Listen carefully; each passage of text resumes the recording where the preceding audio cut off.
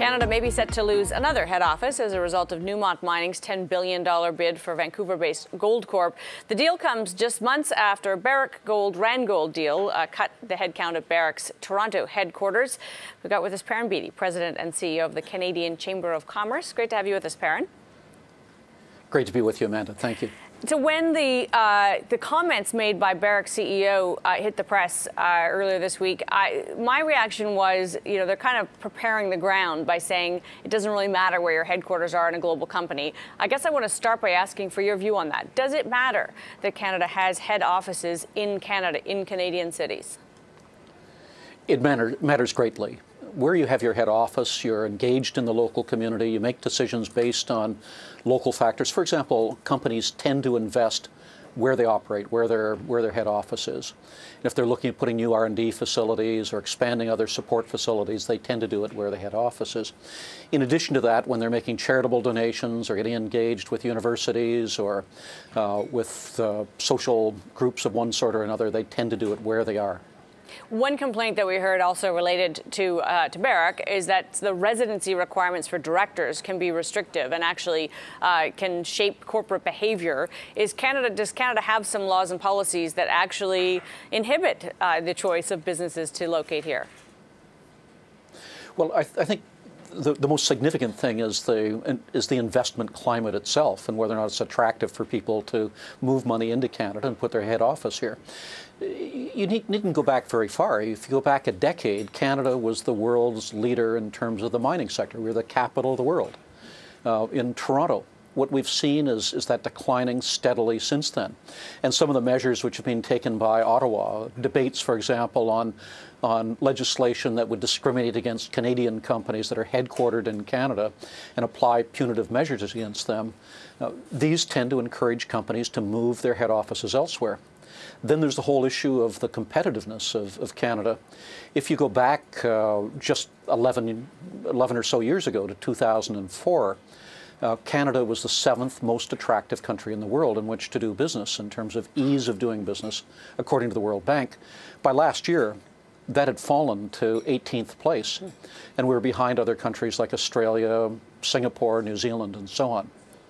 Of course, one reason why those lists are important is reputational. In other words, there can be a kind of a halo or a negative, a reverse effect, just from the presence of it, let alone what businesses actually experience.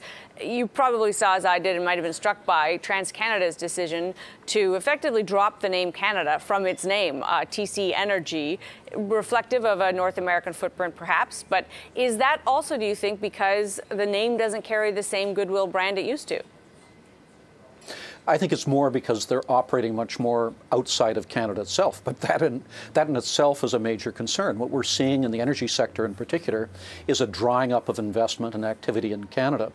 This is why issues like Bill C-69 are so important. Unless that bill is amended, we run the risk of driving massive amounts of investment from Canada into other countries which are more investor friendly. And what we have to do at this point, particularly in the resources sector, is to send out a message that Canadians are proud of our resources sector, that we do it better than anybody else, anywhere else in the world, that we do it ethically, and that what we want to do is to encourage offices to move into Canada rather than moving out. Obviously, there's a lot of attention paid to the resources sector and the inability to get pipelines built, for instance, which has, I think, a negative effect on the flow of capital there. How do we shape up in other sectors? Absolutely. If what we hope to do is to turn our attention and our focus, economically speaking, to non-resource over the generations, how are we doing on that front? It varies from sector to sector. In some of the areas such as artificial intelligence, we're doing very, very well in Canada. But in a number of the manufacturing sectors, there are real concerns. We saw that obviously in the automotive sector. And we may very well find that as the OEM companies increase their business that they're doing in the United States or in Mexico, that the companies that are suppliers to them locate closer to their customers. That's a real concern. What I find when I talk to our members, and I've seen it increasing over the course of the last several years, what people have said to me is our toughest competition isn't external to the company. It's internal at budget time, justifying the investment we have in Canada today, let alone increasing it for the future.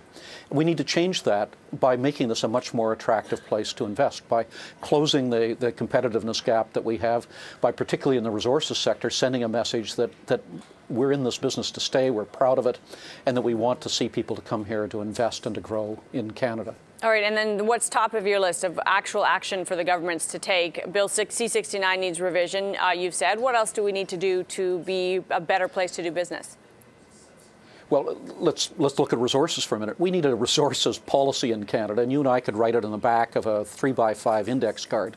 The starting point would be that Canada has the right and the responsibility to move Canadian resources to global markets in a responsible way, and that everything flows from that. The debate shouldn't be whether we're going to do it. The question should be how we do it and how we do it most effectively, most responsibly. What we're doing today is we're a nation of builders that can't get things built, where the regulatory system is so badly broken and so seized up that investors look at Canada and they say, I just simply can't afford to continue to invest hundreds of millions of dollars in a regulatory process that's broken when other countries will allow me to move ahead much more quickly. All right. We appreciate your time and thoughts on this, Perrin. Always great to talk. Thank you. It's an important issue. Perrin Beatty is President and CEO of the Canadian Chamber of Commerce.